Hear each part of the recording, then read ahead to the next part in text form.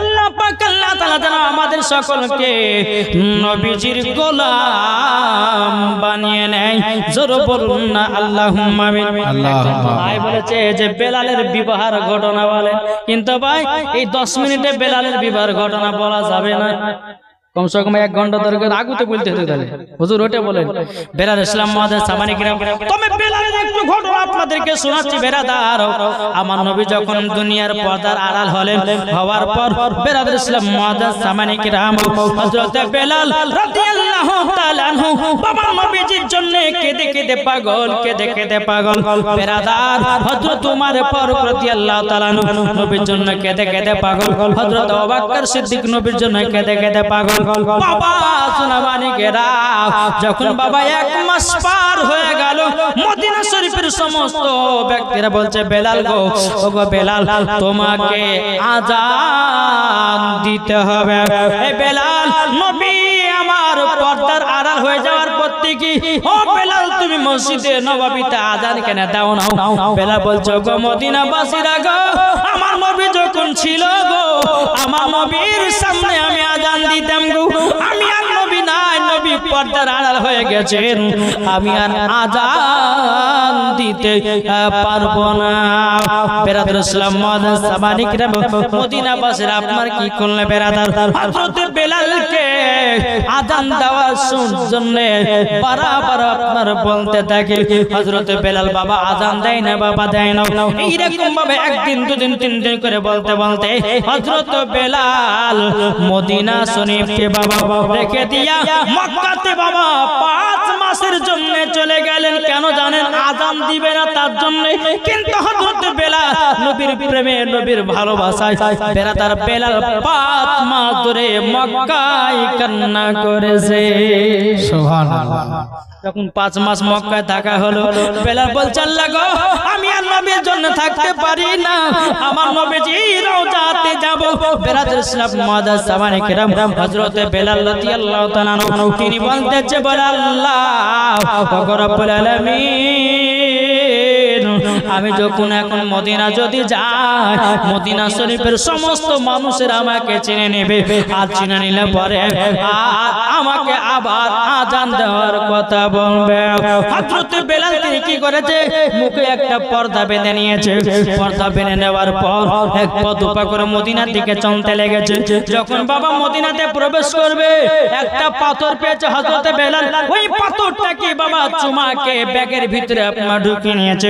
আবার একটুখানি আগে গেল, আর একটা পাথর পেল, পাথরটা চুমাকে ব্যাগের ভিতরে আপনার ঢুকিয়ে নিল। আবার একটু আগে গেল, আবার একটা পাথর পেয়েছে বাবা, পাথরটাকে চুমাকে ব্যাগের ভিতরে ঢুকিয়ে নিয়েছে। মদিনাবাসীরা বলতেছে কি ব্যাপার, এবার কোন পাগল আসলো পাথর চুমাকে ব্যাগের ভিতরে ভরে? কিন্তু মদিনাবাসীরা জানে না এটা হযরত বেলাল। বেলালের মুখটুকু ঢাকায় আছে। সমস্ত মদিনাবাসীরা হযরত বেলালকে গোল করে ঘিরে নিয়েছে। বলে কে তুমি? কে তুমি? কে? বেলাল মনে মনে ভাবছে আল্লাহ, এখন যদি আমি কথা বলি আমার গলা তো মদিনাবাসীরা চিনে যাবে, আমি কথা বলবো না। উমর ফারুক রাদিয়াল্লাহু তাআলা আনহু বাবা বেলালের পেছন দিক থেকে এসে মুখের পর্দাটা সরিয়ে দিয়েছেন। হযরত বেলালকে দেখার পর মদিনাবাসীরা কান্না করতে লেগেছে। মদিনাবাসীরা বলছে বেলাল গো, তুমি 5 মাস কোথায় চলে গেছিলে বলো? বেলাল 2 চোখের পানি জড়ায়া আপনার কান্না করতেছে। বলে আল্লাহ গো, ওগো রব্বুল আলামিন, আল্লাহ আপনার কাছে একটা আবেদন করব। ওগো রব্বুল আলামিন, আল্লাহ গো, এখন মদিনাবাসীদেরকে আমি কি জবাব দেব? হযরত বেলাল বলছো গো মদিনাবাসীরা, আমার নবী যখন দুনিয়ার পর্দার আড়াল হলো, আপনারা সবাই আমাকে আযান দেওয়ার জন্য বারবার রিকোয়েস্ট করছিলেন।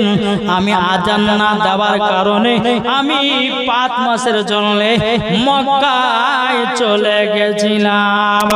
মদিনাবাসীরা বলতে গো বেলাল, ও বেলাল, তবে তবে শুনো গো, একটা তোমার কাছে জিনিস দেখলাম, ওই পাথরগুলোকে চুমা কে কে ব্যাগের ভিতর ঢোকালে কেন? বেলাল দুই চোখের পানি জড়ায় বলতে জগ মদিনাবাসীরা, আমি নবীর সঙ্গে সব সময় থাকতাম, আমার নবী মুস্তাফা এই পাথর মোবারকে হাত দিয়ে পা দিয়ে দিয়ে হাঁটতেন, আমি বেলাল ওই পাথরগুলোকে চুমাকে ব্যাগের ভিতরে ঢুকিয়েছে। এটাই বাবা যে প্রেম, এটাই বাবা ভালোবাসা, জোরে বলেন সুবহানাল্লাহ। এটাই প্রেম, এটাই ভালোবাসা। আবার মদিনাবাসীরা বলছে বেলাল গো 5 মাস ধরে আজান শুনি নাই, বেলাল একবার তুমি আজান দাও। বেলাল বলে না আমি আজান দেব না। এদিকে ইমাম হাসান ইমাম হোসেন মাত্র বাবা 8 বছরের বালক, ইমাম হাসান হোসেন বলছে বলে বেলাল আমরা আজকে আজান শুনতে যাও। বেলাল মনে মনে ভাবছে আল্লাহ গো, আজকে নবীর নওয়াসে রাসূলেরা আমাকে আজান দেওয়ার কথা বলেছে, আর না বলা যাবে না, আমাকে আজান দিতে হবে। জোরে হবে না সুবহানাল্লাহ সুবহানাল্লাহ, আজান দিতে হবে। কেন? নবীর নওয়াসে রাসূল ইমাম হাসান হোসেন বলেছে, এখন না বলতে পারে? জি না বলতে পারবে না। বেলাল বলছো গো ইমাম হাসান হোসেন বলে আজান শুনতে চাও? বলে হ্যাঁ।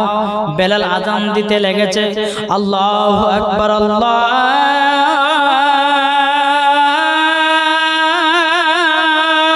আকবার। মদিনাবাসীরা বলতেছে সমস্ত মহিলারা যারা কাজ করতেছিল, যারা পাথর ভাঙার কাজ করতেছিল, বাবাজি তারা বলছে দেখো বেলাল এসেছে, এই দেখো বেলাল আজান দিতে, চলো গো বেলালের মধুর সুরের আজান শুনবো, জোরে বলেন সুবহানাল্লাহ। বেলাল যখন আজান দিতেন, বেরাদার ইসলাম আসমানে বেরাদার যদি পাখি উঠতো, ওই পাখিগুলো আপনার থেমে যেত, যদি বাতাস হতো বেলালের আজান শুনে বাতাস পাখা আপনার কিনাও গাছপালার পাতাগুলো সব দাঁড়িয়ে যেত। গঙ্গার মাছ যদি বাবা শুনতে পেত বেলাল আজান, বাবা গঙ্গার মাছ চলাও বন্ধ করে দিত। যে বেলালের আজান আমার আল্লাহ পছন্দ করেছেন, জোরে বলেন সুবহানাল্লাহ। এখন মদিনাবাসীরা বলছে চলো বেলাল আজান শুনবো। বেলাল আজান দিয়েছে, আল্লাহু আকবার আল্লাহু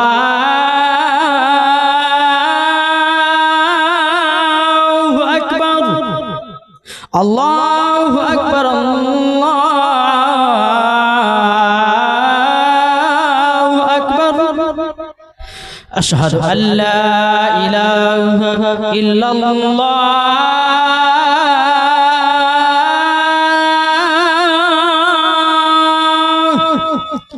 আশহাদু আল্লা ইলাহা ইল্লাল্লাহ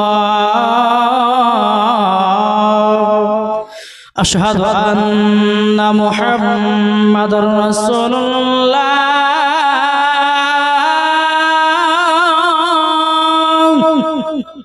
আশহাদু আন্না মুহাম্মাদুর রাসূলুল্লাহ। যখন বেলাল আশহাদু আন্না মুহাম্মাদুর রাসূলুল্লাহ বলেছে রে বাবা, বেলাল জমিনে বেহুশ হয়ে গেছে, বেলাল জমিনে বেহুশ হয়ে গেছে রে বাবা।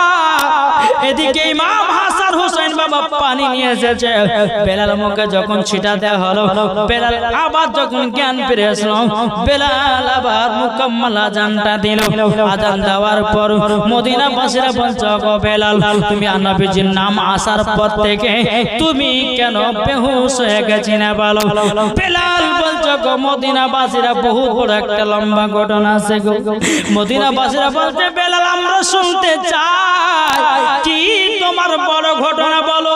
হযরত বেলাল বলছে গো মদিনাবাসীরা, আমার নবী যখন দুনিয়াতে ছিলেন, আমার নবীজি আমাকে একদিন সর্বপ্রথম আজান দেওয়ার জন্য কাবার ছাদের উপর নিয়ে গেছিলেন। আমাকে নবীজি বললেন বেলাল তুমি আজান দাও, কাবার ছাদের উপর ওঠে আজান দাও। আমি যখন কাবার ছাদের উপর উঠলাম, একবার বসছিলাম, একবার উঠছিলাম, একবার বসছিলাম, বসছিলাম একবার উঠছিলাম আমার নবী বলছে বেলাল গো তোমাকে আজান দেওয়ার জন্য কাবার ছাদের উপরে উঠালাম তুমি আজান কেন দাও না ও মদিনাবাসী দেখো সেদিন আমি নবীকে বলেছিলাম